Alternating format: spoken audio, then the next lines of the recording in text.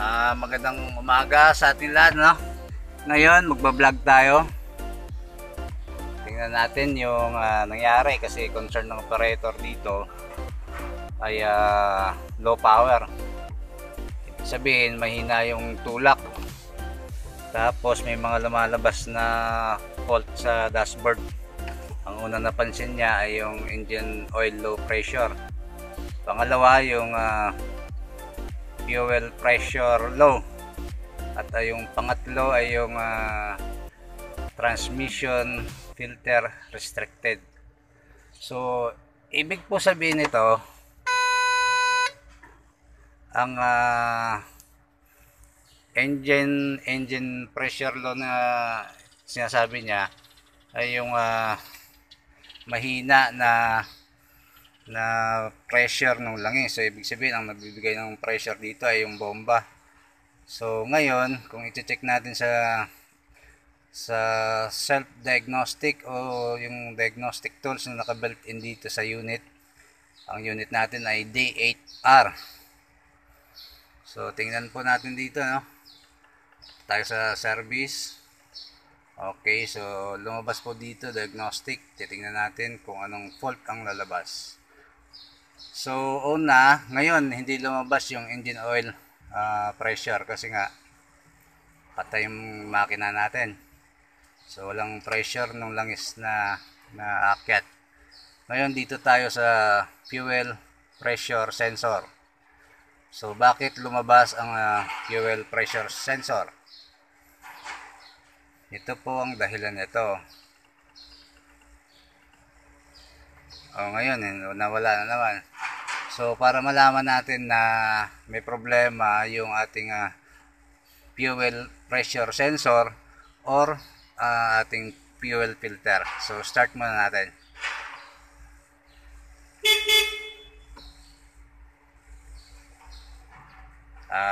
Kaya po bumibisita, no, para malaman po natin lahat na bago po tayo mag-start is OP po sa mga heavy equipment ay bumusina po tayo ng 2 beses para ma-alert po yung mga tao sa paligid natin na yung equipment na ito, yung machine na ito ay aandar o maaaring patatakbuhin.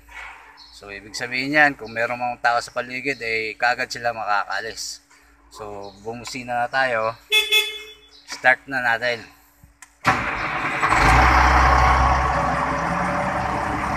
Aabangan po natin na may lumabas na fault. Kasi kung ating titingnan dito sa kanyang diagnostic ay walang fault. Ibig sabihin po, pag naka-negative siya, not active. Not active yan. Ibig sabihin, opposite ng active yung ibig sabihin ng negative. Kung naka-X ito, diba? Yan, makikita nyo. Yan, kung naka-X, ibig sabihin yan, active. Active fault, ibig sabihin yan. So, kung makikita nyo, engine oil pressure, not active. Ibig sabihin, okay yan.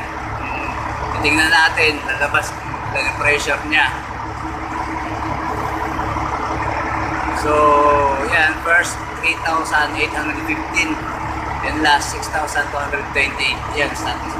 Ibig sabihin, not active. Okay siya. Ibig sabihin, normal yung pressure.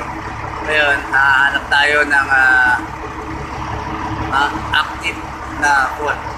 Ito, una, lumabas na yung fuel pressure low. Ibig sabihin, ang kanyang diagnostic code E198, open close parenthesis na mayroong 2. Ibig sabihin, 2 beses na yun lumabas. Titingnan natin ngayon kung bakit siya lumalabas. Ano bang problema? Hanapin natin dito yung fuel pressure. Ito, X. Ibig sabihin yan, active fault yan. Ngayon, fuel pressure low, service. So ibig sabihin, ang kailangan natin palitan dito ay yung kanyang fuel filter para po mawala po yung fault na ito. Mayroon po tayong engine warning saka general warning.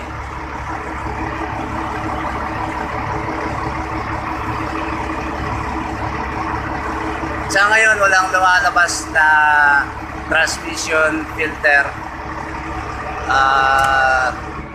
restricted kasi nga unang-una hindi pa naman tayo tumatakbo. Syempre lumalabas lang siya kapag nasa operation na eh. So ngayon ang gagawin natin, dahil nga nakailang akyat na ito kanina at binabalik dahil sa concern ng operator, naglo-low power dahil nga restricted yung kanyang transmission. So kung ipipilit natin yon, maaaring masira yung kanyang transmission dahil yung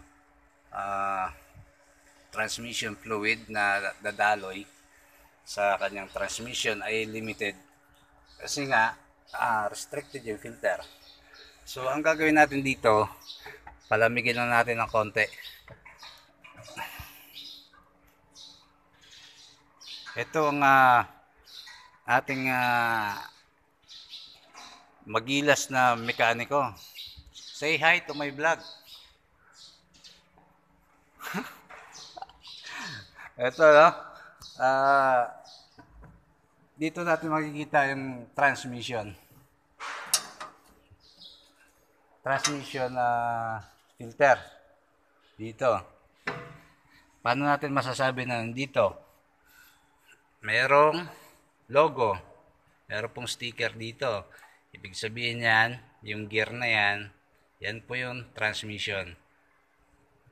Yung sa gitna naman na naka-form ng parang ganyan patulis, yan naman yung indication ng oil. At itong sa gilid naman, yan, ang basa naman dyan, level. So kung pagsasamahin natin, transmission, oil, level. So ibig sabihin, kung dito po yung dipstick, dito din po yung kanyang transmission filter. So hahanapin lang po natin dito. Ito, PTO filter bypass.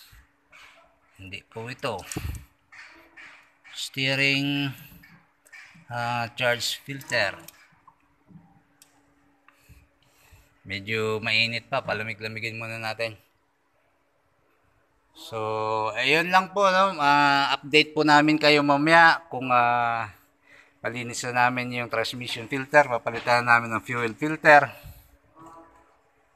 At kung lalabas pa yung mga fault na lumabas kanina. So maraming salamat sa inyong panonood sa ating vlog. Balagbag.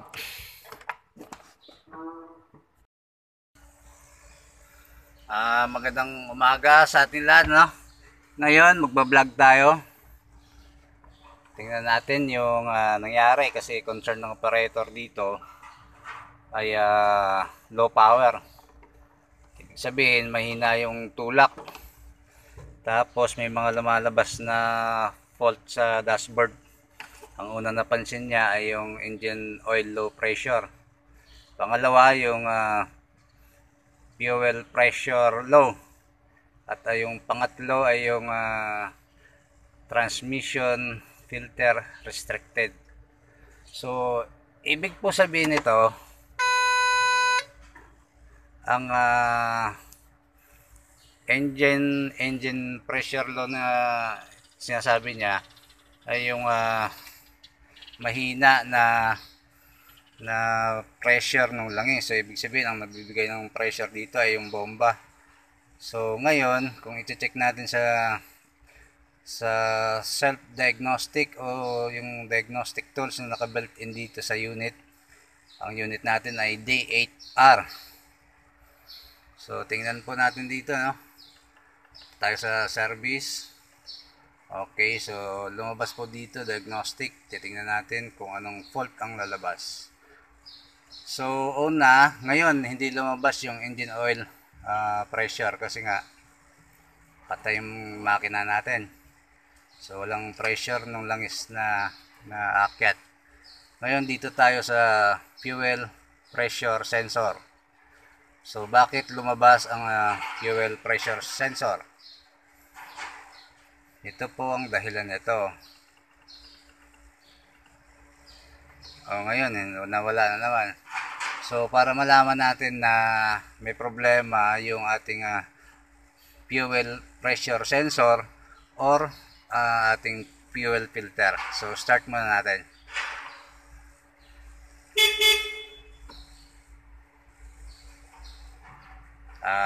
Kaya po bumibisita, no, para malaman po natin lahat na bago po tayo mag-start, SOP po sa mga heavy equipment ay bumusina po tayo ng 2 beses para ma-alert po yung mga tao sa paligid natin na yung equipment na ito, yung machine na ito ay aandar o maaaring patatakbuhin.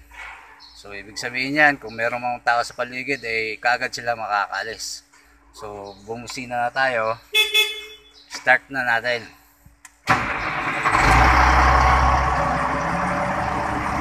Aabangan po natin na may lumabas na fault. Kasi kung ating titingnan dito sa kanyang diagnostic ay walang fault. Ibig sabihin po, pag naka-negative siya, not active. Not active yan. Ibig sabihin, opposite ng active yung ibig sabihin ng negative. Kung naka-X ito, diba? Yan, makikita nyo. Yan, kung naka-X, ibig sabihin yan, active. Active fault, ibig sabihin yan.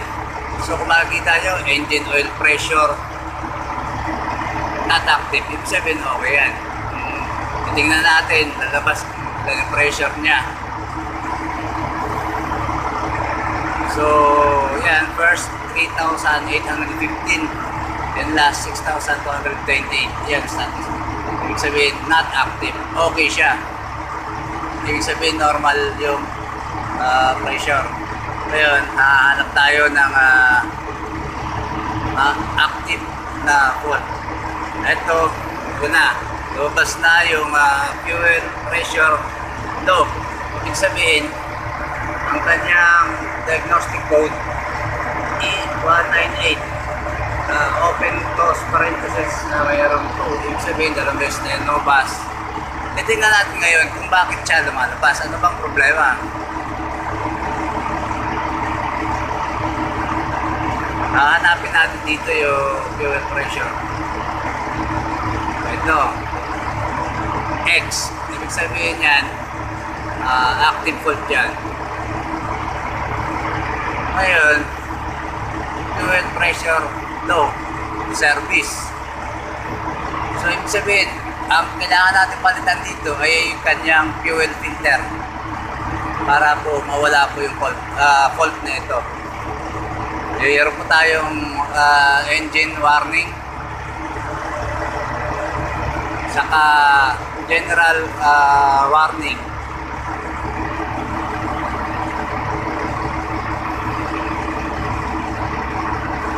Sa ngayon, walang lumalabas na transmission filter restricted kasi nga unang-una hindi pa naman tayo tumatakbo. Syempre lumalabas lang siya kapag nasa operation na So ngayon ang gagawin natin, dahil nga nakailang akyat na ito kanina at binabalik dahil sa concern ng operator, naglo-low power dahil nga restricted yung kanyang transmission. So kung ipipilit natin yon, maaaring masira yung kanyang transmission dahil yung transmission fluid na dadaloy sa kanyang transmission ay limited kasi nga restricted yung filter. So ang gagawin natin dito, palamigin lang natin ng konti. Ito ang ating magilas na mekaniko. Say hi to my vlog. Ito, no? Dito natin makikita yung transmission. Transmission filter. Dito. paano natin masasabi na nandito? Merong logo. Meron pong sticker dito. Ibig sabihin yan, yung gear na yan, yan po yung transmission. Yung sa gitna naman, na naka-form ng parang ganyan patulis. Yan naman yung indication ng oil. At itong sa gilid naman, yan, ang basa naman dyan, level. So, kung pagsasamahin natin, transmission, oil, level. So, ibig sabihin, kung dito po yung dipstick, dito din po yung kanyang transmission filter. So, hahanapin lang po natin dito. Ito, PTO filter bypass. Hindi po ito. Steering charge filter. Medyo mainit pa, palamig-lamigin muna natin. So, ayun lang po, no? Update po namin kayo mamaya kung malinis na namin yung transmission filter, papalitan namin ng fuel filter. At kung lalabas pa yung mga fault na lumabas kanina. So, maraming salamat sa inyong panonood sa ating vlog. Balagbag.